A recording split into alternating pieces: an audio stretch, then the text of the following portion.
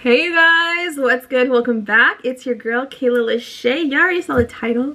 You already know we're talking about hair growth today. So if you guys enjoy hair talk videos and you want to see more of them, feel free to drop a comment and let me know down below, and give this video a big thumbs up. It really helps support me on my YouTube channel and lets me know again that you guys enjoy these types of videos. So I recently did a silk press at home, hence my hair today, and heat is not something that I do often, so I'm still in shock that I look like this because I don't see myself like this, girl. It's crazy. But you guys have been kind of in shock as well, saying, wow, I can't believe your hair has grown so much. It seems like you just did the big chop yesterday. And in my head, I'm over here thinking, girl, it's been a whole year, a year and 4 months since I was bald.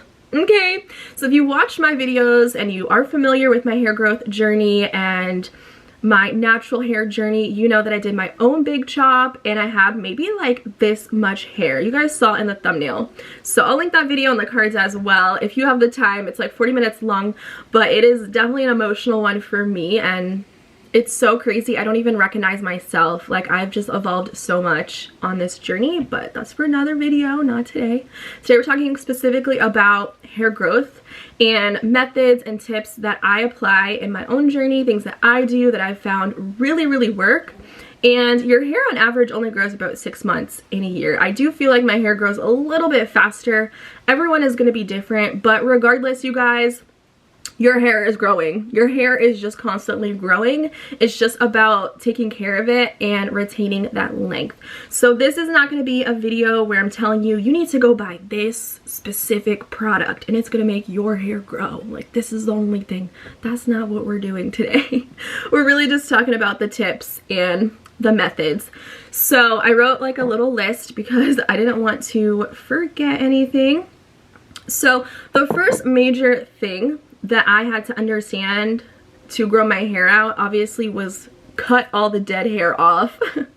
I did the transitioning phase. I had relaxed ends hanging on for dear life that were breaking off on their own already, so I had to understand that I had to let go of the dead, damaged hair. I wanted to start fresh, especially if my main goal is to grow healthy hair. Having all that dead hair on the ends was only splitting up the shaft, and it's not really helping me out at all. It's honestly just making it look worse. So if you're trying to start a hair growth journey, I would definitely suggest letting go of the ends. This could be a little bit of a trim. This could also be a big chop, like in my case, but taking care of the ends because it is the oldest part of your hair. That is key, especially maybe if you have bleached hair and you had a similar experience, you had relaxed ends, you had heat damage. Definitely worth cutting it off when you are ready to. And I feel like for me, I had to understand it's about health over length. And if I wanted to have overall healthy hair, I had to let go of the inches because it really wasn't doing much for me. So that was a huge learning lesson in my own journey that I feel really gave me quick results, and I don't regret doing the big chop at all. It definitely paid off for sure. The next tip is detangling the hair. This can be something that we dread or something that we don't necessarily hate too much. I only ever detangle my hair in the shower with conditioner and this wide tooth comb. I do not put a brush to my hair. I don't put a brush in my hair when it's dry. I don't put a brush in my hair in the shower, like a dim-in brush or a tangle teaser. In my experience, it pulls my hair out. But you have to understand what works best for you. And for me, it is a wide tooth comb. It is a lot more gentle. So I'll link something like this in the description. It has a hook so you can hang it up in the shower. And always start from the bottom. Get out any tangles first before you move up to the shaft. Don't just put it at your roots and start yanking at your hair. That is going to cause a lot of damage and a lot of shedding that is unnecessary. So take your time when you're detangling. Don't feel like you have to rush. If you don't have the time, don't even do your hair. Just skip out, wait till tomorrow, because it's not going to be worth ripping out your locks. So I love this, and this has been literally a lifesaver. It makes detangling so easy, especially when I have that slip from my conditioner in my hair. The next thing that I do, and I recommend getting on a routine, this is deep conditioning the hair. So once a week at least, you guys, get a good deep conditioner that you love, that smells really good, that feels good in your hair, and do it consistently. So for me, I typically will do it on the weekends, make sure I have a whole little routine, my self-care Sundays, detangle my hair, cleanse my hair, and deep condition. I make sure to do it first in the shower, so while I'm doing everything else, I can rinse it out and it can sit for at least 10 minutes. I don't really do like intense deep conditioning because I am a lazy natural. If you keep up with my journey, we're lazy over here.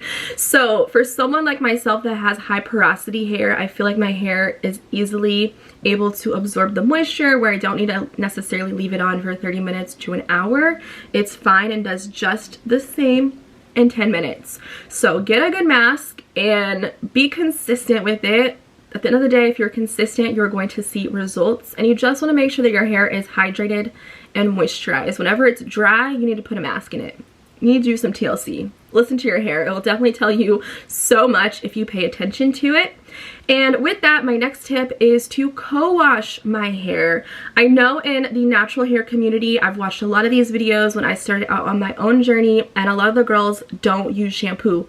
They don't wash their hair. They go a month without shampooing their hair, and that might work for them. You have to understand that this is everyone's own journeys. Everyone's hair is so different, so don't necessarily follow someone else's advice if you don't know your hair.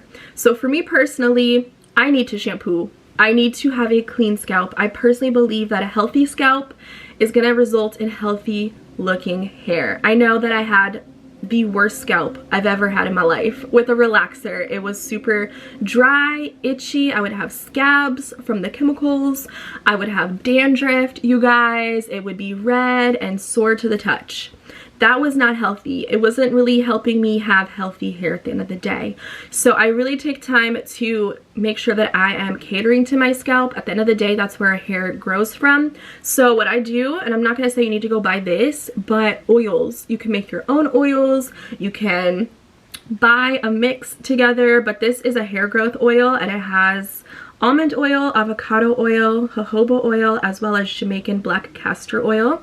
So this has like a nozzle where I can apply it directly to my scalp. I make sure to do this daily. Whenever my scalp feels dry, I feel like it needs some TLC, I go in and, well, I'll spray my hair first with a spray bottle, get it nice and wet, and then I'll go over it with this. And if you're trying to grow your hair, honey, you will understand that this is key. This stuff is so good. It doesn't smell too bad, like too earthy, like tea tree oil, like all that stuff. So I don't mind the scent. I like the application. The price is around $8.99. So I will link this down below for you guys, and it helps for thicker, longer, and stronger hair. It does say results in 45 days. I don't really know if that's accurate, but I love this stuff. I've repurchased it. It's amazing. So get some oil. You can use coconut oil, whatever you have, girl. Olive oil if you like that, and just put it in your hair and massage it. Make sure you work it in, but don't use your fingernails. Take care of your scalp. I'm telling you, when you're shampooing your hair, don't use your fingernails to like scratch at your scalp. That's gonna really add inflammation and redness, and it can just do a lot of damage to the cuticles as well. So use your fingertips instead. Use something very gentle. You don't have to be scrubbing like our grandmas used to do with the kitchen sink. I know my grandma still does that to me today, but you gotta be gentle with your scalp. And along with oiling the scalp, moisture, you guys. I love, love, love this leave-in. Whatever leave-in conditioner you like and your hair likes, go with that, but make sure you are consistent with applying it to your hair. So I like to add this, and then I'll follow it up with the scalp treatment. So this one is by Shea Moisture. It smells really good, and it has the manuka honey, and it's an intensive hydration leave-in milk with fig extract and jojoba oil for extra dry and damaged hair. I don't have damaged hair, but let me tell you about marketing, you guys. If it says dry hair, damaged hair, anything about lacking moisture, get it. It will really help add more hydration to your locks. So for me, this is amazing. Again, it might not work for everybody because we all have different hair types, and that leads me to the next topic, which is understanding your hair type. Because we are all so different, we have different porosities, we have different curl patterns, we have different textures, different densities. Products aren't necessarily going to be amazing for every girl, right? So you're gonna have to understand what works best for you. And let's say, for example, I have high porosity hair, meaning my hair is easily able to absorb water when I get into the shower, or easily able to absorb products. And let's say I'm comparing it to a girl that has low porosity hair, someone that doesn't necessarily benefit from a lot of protein treatments. I wouldn't necessarily do a lot of protein treatments if I had low porosity hair. So that could in turn do more damage than good if you didn't even know that you had low porosity hair, for example. So I would consider taking the time to do some research, looking and examining your hair, figuring out what type of curls you have, seeing what your texture is looking like, so you can use products and stylers that complement your hair, that don't weigh it down, or something that's too light might not do something for you when you need something like a thicker cream, for example. So just understand what type of hair you have so you can understand what methods work best for you and what products might work best for you as well. That was like a huge part of my journey, you guys, that I didn't know anything about before I began. So all the knowledge that I have about my hair, and even the fact that there are so many different types of hair, like I just thought black hair was black hair, but there's so much underneath that that makes everyone so different, that can really affect the products that you use again and things that work best for you as well. So that was like a big tip for me, and wow, I'm so glad I like learned all of that stuff, because it was a lot. It was low-key a little bit overwhelming in the beginning, but it's definitely something that has really helped me now. And then for diet, water. We always hear girls talking about drinking lots of water, and that is so true. I feel like you need to feed your body. It's like a plant, right? You need water to grow. With that, I'm gonna have to tell you guys protein. I eat a very high protein diet, and I know for me, I started my hair journey around the same time that I started my fitness journey, and right around there is when I started to incorporate protein powders, and I was very conscious on tracking my food, making sure I was eating a lot of protein because I wanted to get thick and get a big butt. But guess what? Your hair is made of proteins. We need proteins to have healthy and strong hair, and it can actually help with hair growth. So I do use this. This is the protein powder I've been using for a couple of years since starting my hair journey and starting my fitness journey. This is a vegan plant-based protein, so there's no dairy product, no animal product. I don't get acne from the whey. I don't feel bloated or anything like that. And it's 23 grams of protein per scoop, so I always do 2 scoops a day. And for me, like, it really made a difference. I don't know about you guys, but I follow a lot of fit girls on like Instagram. Their hair is always so long. Like, I'm talking butt length, and I'm trying to get waist length, honey. So I'm almost positive it's the protein powders that all these fit girls are supplementing, because everybody's hair looks so shiny and healthy and long. My hair, shiny, healthy, strong. Like, I just feel like it's the protein powder in my diet. So this is really good stuff, you guys. It does have BCAAs in it as well. The flavor I'm really loving right now is the banana bread. Tastes like actual dessert, and I just mix it with some oat milk. So I'll drop a link for this down below as well, and if you want to shop, you can use my code K10 to save on this stuff.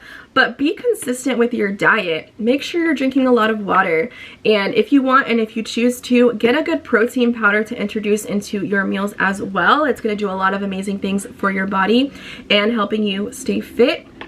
And it honestly just tastes so good. Like, literally the best protein I have ever had in my life. If you do have like low protein diet and maybe you're not even aware of it, it can actually do the reverse and cause a lot of shedding and hair loss, thinning and balding. And that's what I had when I was relaxed, and I already know how bad that sucks. So I did not want to experience that at all on my journey. So that's why I take so much time and care to understand my hair and do things that are good for my hair and try new methods and see what works best for my hair. So it just takes a lot of trial and error, I think, on this journey. If you are also on a hair growth journey, then girl, good luck, because I'm sitting here right with you. It is a lot of work. It is time consuming, but at the end of the day, I do feel like it is so worth it. and the self-care alone is so worth it. And I will end this video on one note, which is patience. I think patience is the hardest part. It really is, especially when you're starting from the bottom and you don't really have much to work with. Like, girl, I had this much hair, like what am I gonna do with that? It was really cute. I learned to love my hair in every stage and style it different in every stage, every phase I was in, even the awkward length. I'm still kind of in that because I have very choppy layers from my big chop, trying to get them to be a little bit more evened out. But you have to just have that patience, that knowing that our hair is growing. Maybe some days we don't necessarily see the growth, especially if our hair is in a wash and go and it's all coiled up and moisturized, but just know that your hair is growing and everything you are doing with love. So I will say, in the shower, I have affirmations. Whenever I'm like massaging my scalp, I tell myself my hair grows at a rapid rate. I love my hair. It's so healthy. Like, the way that you speak to your hair is important. I have a whole video on that, so I'll throw it up in here for healthy hair affirmations for growing your hair fast and long and strong. And I do believe it's effective. Don't come for me. Like, I feel like it works. The way that you speak about yourself is just as important as the products that you're buying and applying. So thank you guys so much for hanging out with me today. Hopefully you learned a lesson or two when it comes to growing your hair, and hopefully you found this video helpful. So if you guys do, let me know. Drop a comment down below if you have any tips on hair growth and things that you guys like to do. Maybe we can all learn something here. And subscribe, of course, if you guys are new, and I will see you guys in my next video.